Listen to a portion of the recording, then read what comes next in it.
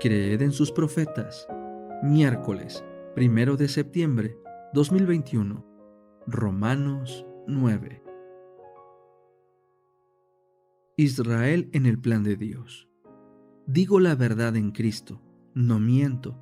Mi conciencia da testimonio conmigo en el Espíritu Santo de que tengo una gran tristeza y un continuo dolor en el corazón, porque desearía yo mismo ser separado de Cristo por el bien de mis hermanos, los que son mis familiares según la carne. Ellos son israelitas, de los cuales son la adopción, la gloria, los pactos, la promulgación de la ley, el culto y las promesas.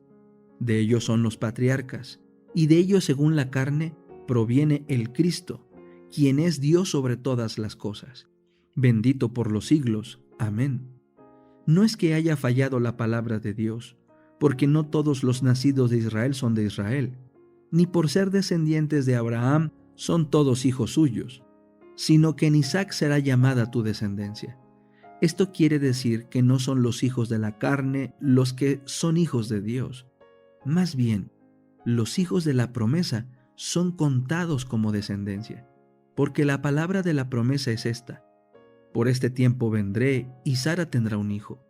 Y no solo esto, sino que también cuando Rebeca concibió de un hombre, de Isaac nuestro padre, y aunque todavía no habían nacido sus hijos, ni habían hecho bien o mal, para que el propósito de Dios dependiese de su elección, no de las obras, sino del que llama, a ella se le dijo: el mayor servirá al menor, como está escrito: a Jacob amé, pero a Esaú aborrecí. ¿Qué pues diremos? ¿Acaso hay injusticia en Dios? De ninguna manera, porque dice a Moisés: tendré misericordia de quien tenga misericordia, y me compadeceré de quien me compadezca. Por lo tanto, no depende del que quiere ni del que corre, sino de Dios, quien tiene misericordia.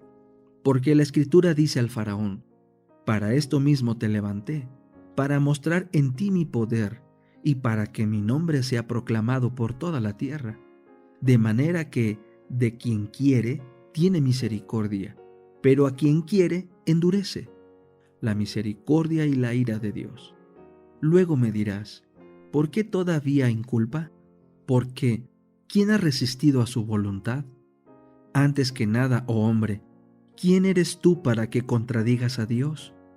Dirá el vaso formado al que lo formó: ¿por qué me hiciste así?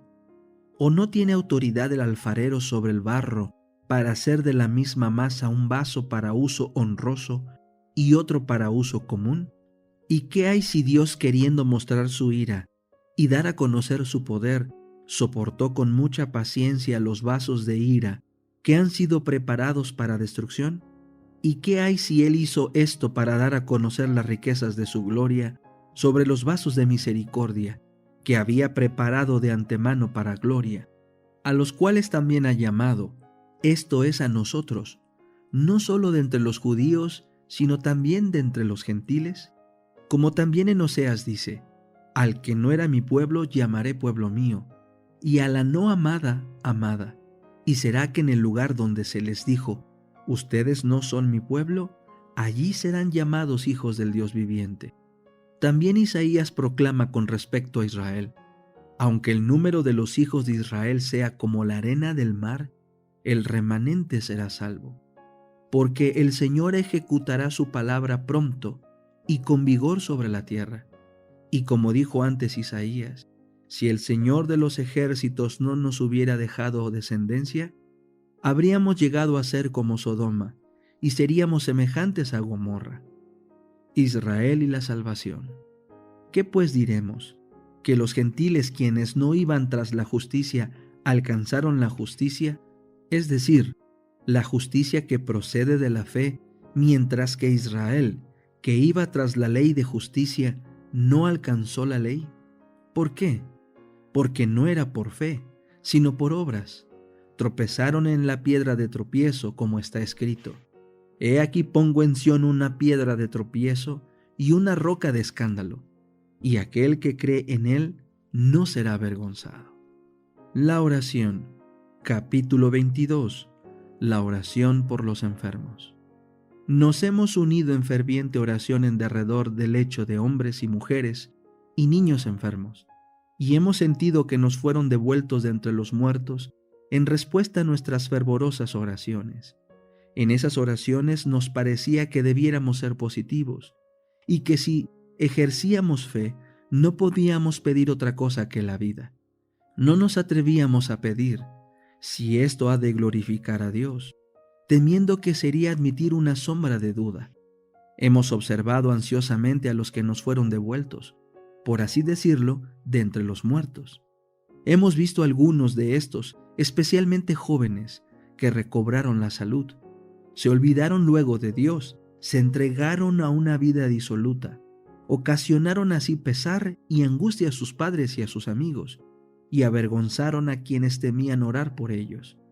No vivieron para honrar y glorificar a Dios, sino para maldecirlo con sus vidas viciosas.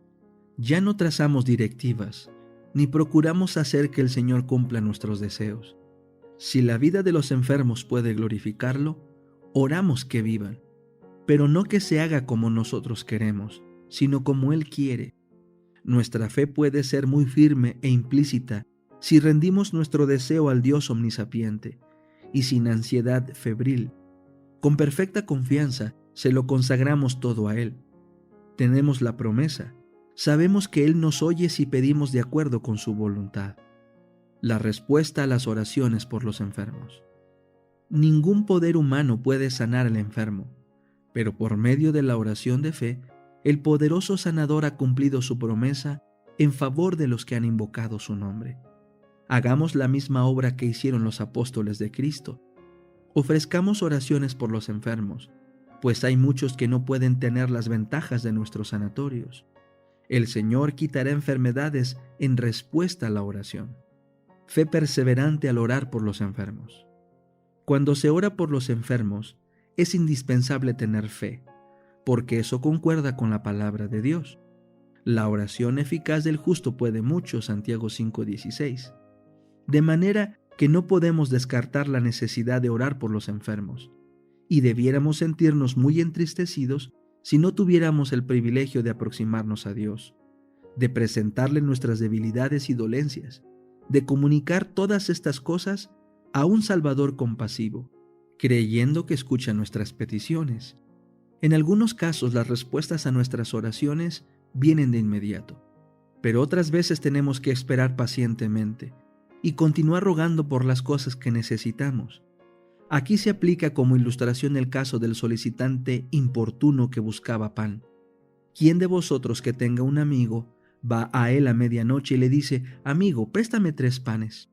Esta lección significa más de lo que podemos imaginar. Debemos perseverar en nuestras peticiones, aunque no obtengamos respuesta inmediata a nuestras oraciones. Yo os digo, pedid y se os dará, buscad y hallaréis, llamad y se os abrirá, porque todo aquel que pide recibe, y el que busca halla, y al que llama se le abrirá. Lucas 11:9 y 10.